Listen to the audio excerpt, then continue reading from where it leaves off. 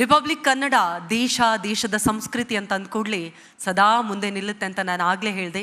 ಹಾಗಾಗಿ ಕಾರ್ಯಕ್ರಮಕ್ಕೆ ಅಧಿಕೃತ ಚಾಲನೆಯನ್ನು ಕೂಡ ನಮ್ಮ ಸಂಸ್ಕೃತಿಯಂತೆ ದೀಪವನ್ನು ಬೆಳಗೋದ್ರ ಮೂಲಕ ನೀಡಬೇಕು ಅಂತ ವಿನಂತಿಸ್ತಾ ಇದ್ದೀವಿ.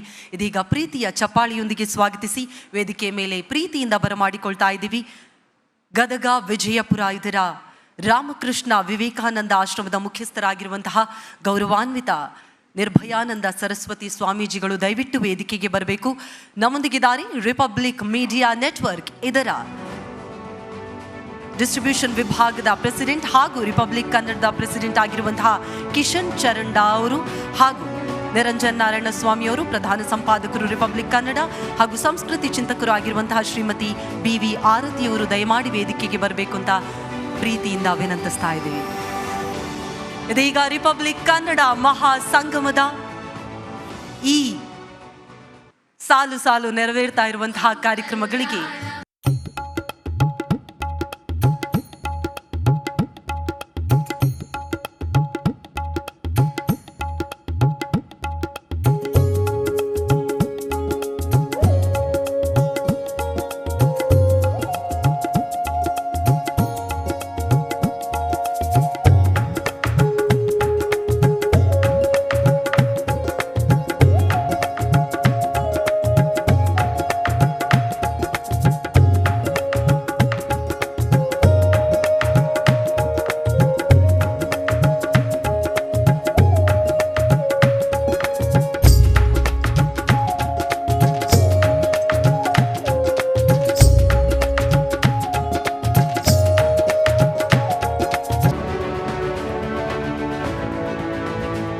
ಕನ್ನಡದ ಪರವಾಗಿ ಪ್ರೀತಿಯ ಧನ್ಯವಾದಗಳನ್ನು ಸಮರ್ಪಿಸ್ತಾ ಇದ್ದೀವಿ. ದೀಪ ಬೆಳಗಿ ಆಯಿತು, ಇದೀಗ ನಾಡನ್ನು ಬೆಳಗುವಂತಹ ಸಮಯ. ನಾಡು ಬೆಳಗಬೇಕು ಅಂದರೆ ನಮ್ಮ ಕನಸಿನ ಕರ್ನಾಟಕ ನನಸಾಗಬೇಕಾಗತ್ತೆ. ಹಾಗಾದರೆ ಕನಸಿನ ಕರ್ನಾಟಕ ನನಸಾಗಬೇಕು ಅಂದರೆ ಯಾವೆಲ್ಲ ಕನಸುಗಳನ್ನು ನಾವು ಕಾಣ್ತಾ ಇದ್ದೀವಿ? ಖಂಡಿತವಾಗಿಯೂ ಮೊದಲನೆಯದಾಗಿ ಬರೋದೇ ರಾಮ ಭಾರತದ ಕನಸು. ನಮ್ಮ ಈ ದಿನದ ಮೊದಲನೆಯ ಚಿಂತನ ಮಂಥನ ಪ್ರಾರಂಭ ಆಗೋದೇ ರಾಮ ಭಾರತದ ಮೂಲಕ. ರಾಮರಾಜ್ಯದ ಬಗ್ಗೆ ನೀವೆಲ್ಲರೂ ಕೂಡ ಹಲವಾರು ವರ್ಷಗಳಿಂದ ಮಾತನಾಡ್ಕೊಂಡು ಬರ್ತಾ ಇದ್ದೀವಿ. ಹಾಗಾದರೆ ರಾಮರಾಜ್ಯದ ಜವಾಬ್ದಾರಿ ಯಾರ ಮೇಲಿದೆ? ರಾಮರಾಜ್ಯ ಅಂದರೆ ಏನು? ರಾಮರಾಜ್ಯದ ಕನಸು ನನಸಾಗುತ್ತಾ? ಸರ್ಕಾರದ ಹೊಣೆ ಏನಾದರೂ ಇದೆಯಾ? ಇವೆಲ್ಲದ್ರ ಬಗ್ಗೆ ಮಾತನಾಡಬೇಕು, ರಾಮ ಭಾರತದ ಬಗ್ಗೆ. ಆದರೆ ಅದಕ್ಕೂ ಮುನ್ನ ರಾಮ ಭಾರತದ ಬಗ್ಗೆ ಒಂದು AV ಇದೆ, AV ನೋಡ್ಕೊಂಡು ಬರೋಣ ಬನ್ನಿ.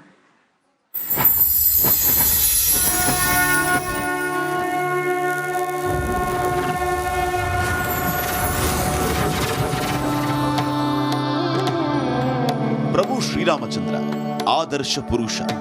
ರಾಮರಾಜ್ಯ ಎಲ್ಲ ಆಯಾಮದಲ್ಲೂ ಸುಭೀಕ್ಷ ನಾಡು. ರಾಜರ ಆಳ್ವಿಕೆಯಿಂದ ಪ್ರಜಾಪ್ರಭುತ್ವ ವ್ಯವಸ್ಥೆಯ ಈ ದಿನಗಳವರೆಗೆ ರಾಮರಾಜ್ಯ ಸ್ಥಾಪನೆಯ ತುಡಿತ ನಿತ್ಯ ನಿರಂತರ. ಪ್ರಸ್ತುತ ದಿನಮಾನದಲ್ಲಿ ರಾಮರಾಜ್ಯ ಅಂದ್ರೆ ಏನು? ಅದರ ವ್ಯಾಪ್ತಿ ಎಷ್ಟು? ಸ್ಥಾಪನೆಯ ಹೊಣೆ ಯಾರದ್ದು?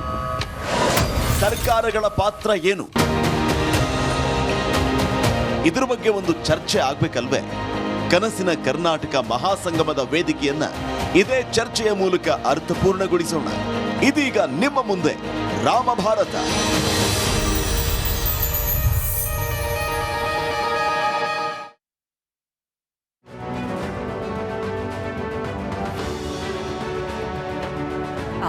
ಆದರ್ಶ ಪುರುಷ ಅಂತ ಹೇಳ್ತೀವಿ. ರಾಮರಾಜ್ಯದ ಕನಸು ಖಂಡಿತವಾಗಿಯೂ ಪ್ರತಿಯೊಬ್ಬ ಭಾರತೀಯ ಕೂಡ ಕಾಣ್ತಾ ಇದ್ದಾನೆ ಕೂಡ. ಹಾಗಾದರೆ ರಾಮ ಭಾರತದ ಬಗ್ಗೆ ಬಹಳಷ್ಟು ವಿಚಾರಗಳ ಅವಲೋಕನದ ಅವಶ್ಯಕತೆ ಇದೆ, ಅನಿವಾರ್ಯತೆ ಇದೆ. ರಾಮ ಭಾರತದ ಕನಸು ನನಸಾಗುತ್ತಾ? ನಮ್ಮ ಕನಸಿನ ಕರ್ನಾಟಕದ ಅಭಿವೃದ್ಧಿಗೆ ರಾಮ ಭಾರತದ ಅವಶ್ಯಕತೆ, ಅನಿವಾರ್ಯತೆ ಎಷ್ಟಿದೆ? ಇದರ ಬಗ್ಗೆ ಮಾತನಾಡೋದಕ್ಕೆ ವಿಶೇಷ ಅತಿಥಿಗಳಿದ್ದಾರೆ.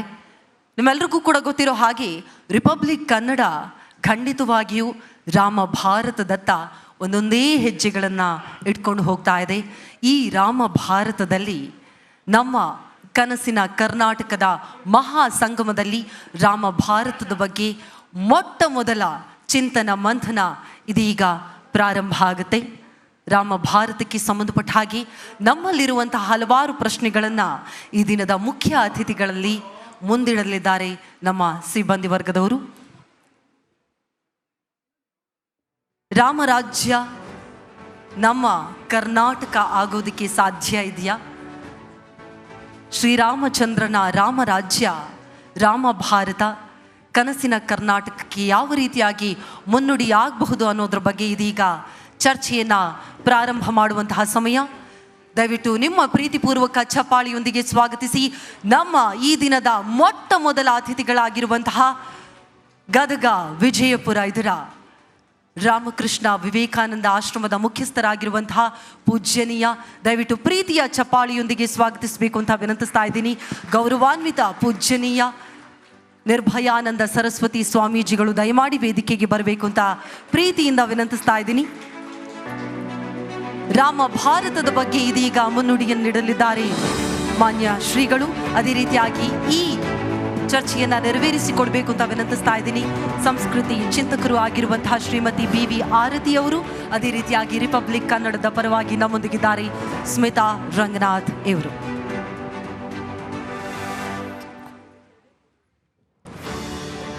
ಇದೀಗ ರಾಮ ಭಾರತದ ಬಗೆಗಿನ ಚಿಂತನ ಮಂಥನ ನಿಮ್ಮೆಲ್ಲರಿಗೋಸ್ಕರ.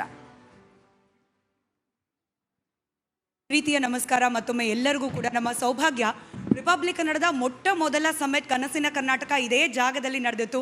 ಆ ಒಂದು ಕಾರ್ಯಕ್ರಮವನ್ನು ಕೂಡ ಶ್ರೀಗಳ ಉಪಸ್ಥಿತಿಯಲ್ಲೇ ಮೊದಲ ಪ್ಯಾನಲ್ ಆಗಿ ಶುರು ಮಾಡಿದ್ವಿ. ಹಾಗೆ ಇವತ್ತಿನ ಕನಸಿನ ಕರ್ನಾಟಕ ಭಾಗ 2 ಬಹುಶಃ ಅದನ್ನು ಕೂಡ ಶ್ರೀಗಳ ಸಾನ್ನಿಧ್ಯದಲ್ಲೇ ಪ್ರಾರಂಭ ಮಾಡ್ತಿರೋದು ನಿಮ್ಮ ಸೌಭಾಗ್ಯ. ರಾಮನ ಬಗ್ಗೆ ಎಷ್ಟು ಮಾತನಾಡಿದ್ರೂ ಕೂಡ ಕಮ್ಮಿ. ರಾಮ ಸಾರ್ವಕಾಲಿಕ ಆದರ್ಶ, ರಾಮ ಸರ್ವ ಜಗತ್ತಿಗೂ ಕೂಡ ಆದರ್ಶ. ಹೀಗಾಗಿ ನಮ್ಮ ಮೊದಲ ಪ್ಯಾನಲನ್ನು ರಾಮ ಭಾರತ ಅನ್ನೋ ವಿಚಾರದ ಮೂಲಕ ಪ್ರಾರಂಭ ಮಾಡ್ತಾ ಇದ್ದೀವಿ. ಆರತಿ ಮೇಡಮ್ಗಿಂತ ಬೆಟರ್ ರಾಮನ ಬಗ್ಗೆ ಮಾತನಾಡೋರು ಇನ್ಯಾರಿದ್ದಾರೆ ಅಂತ ಹೇಳಿ. ಹಾಗಾಗಿ ನನ್ನ ಪ್ರಶ್ನೆ ಆರತಿ ಮೇಡಮಿಂದ ಪ್ರಾರಂಭವಾಗಿ ಶ್ರೀಗಳಿಗೆ ಕಂಟಿನ್ಯೂ ಆಗುತ್ತೆ.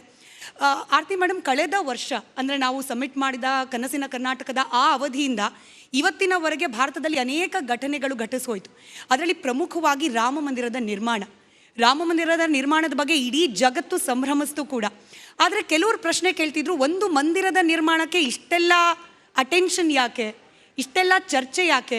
ಒಂದು ಮಂದಿರದ ನಿರ್ಮಾಣದಿಂದ ಏನಾಗತ್ತೆ ದೇಶಕ್ಕೆ, ದೇಶದ ನಿವಾಸಿಗಳಿಗೆ ಅಂತ, ಅದರಲ್ಲೂ ರಾಮನ ಮಂದಿರ. ಎಲ್ರಿಗೂ ನಮಸ್ಕಾರ. ಮತ್ತು ರಿಪಬ್ಲಿಕ್ ಕನ್ನಡ ಅವ್ರಿಗೆ ನನ್ನ ವಿಶೇಷ ಅಭಿನಂದನೆಗಳು. ಒಂದು ವರ್ಷವನ್ನು ಏನೇನಾಗಿದೆ ಅಂತ ಅವರಿಲ್ಲದೆ ನಾವು ಇಷ್ಟು ದೂರ ಬರೋಕ್ಕೆ ಫಸ್ಟ್ ಆಫ್ ಆಲ್ ಆಗ್ತಿರಲಿಲ್ಲ. ಈಗ ರಿಪಬ್ಲಿಕ್ ಮೀಡಿಯಾ ನೆಟ್ವರ್ಕ್ ಇವತ್ತು ಭಾರತದ ನಂಬರ್ 1 ನ್ಯೂಸ್ ನೆಟ್ವರ್ಕ್ ಆಗಿದೆ. ನಾವು ಇವತ್ತು ಆ್ಯಸ್ ಆಫ್ ಟುಡೇ 43 ಕೋಟಿ ಜನರನ್ನು ನಾವು ರೀಚ್ ಮಾಡ್ತೀವಿ. ಇವತ್ತು ನ್ಯೂಸ್ ಅಂದರೆ, ನೀವು ಯಾರನ್ನಾರು ಕೇಳಿದ್ದು ನ್ಯೂಸ್ ಅಂದರೆ ಯಾವ ಚಾನಲ್ ಹಾಕ್ತಾರೆ ಅಂತ, ನೀವು ಕನ್ನಡ ಭಾಷೆಯಲ್ಲಿ ಹೇಳ್ಬೋದು, ಇಂಗ್ಲೀಷಲ್ಲಿ ಆಗ್ಬೋದು, ಬಾಂಗ್ಲಾಲಾಗ್ಬೋದು, ಹಿಂದಿಯಲ್ಲಾಗ್ಬೋದು. ನ್ಯೂಸ್ ಅಂದರೆ ಇವತ್ತು ರಿಪಬ್ಲಿಕ್. News means republic. ಈಗಷ್ಟೇ ನಾವು ನೋಯ್ಡಾದಲ್ಲಿ ಏಷ್ಯಾದ ಅತಿ ದೊಡ್ಡ ನ್ಯೂಸ್ ಸೆಂಟರ್ ಕಟ್ಟಿದ್ದೇವೆ ನಾವು. BBC-ಗಿಂತ, CNN-ಗಿಂತ, ಅಲ್ ಜಜೀರಾಕ್ಕಿಂತ ದೊಡ್ಡದಾಗಿರೋ ನ್ಯೂಸ್ ಸೆಂಟರ್ ಇವತ್ತು ರಿಪಬ್ಲಿಕ್ ನ್ಯೂಸ್ ಸೆಂಟರ್ ನೋಯ್ಡಾದಲ್ಲಿದೆ. ಡೆಲ್ಲಿಯಲ್ಲಿ ಇದ್ಕೊಂಡು ನಾವು ಈಗ ವಿದೇಶಕ್ಕೆ ನ್ಯೂಸ್ ಕೊಡೋಕ್ಕೆ ರೆಡಿಯಾಗಿದ್ದೇವೆ.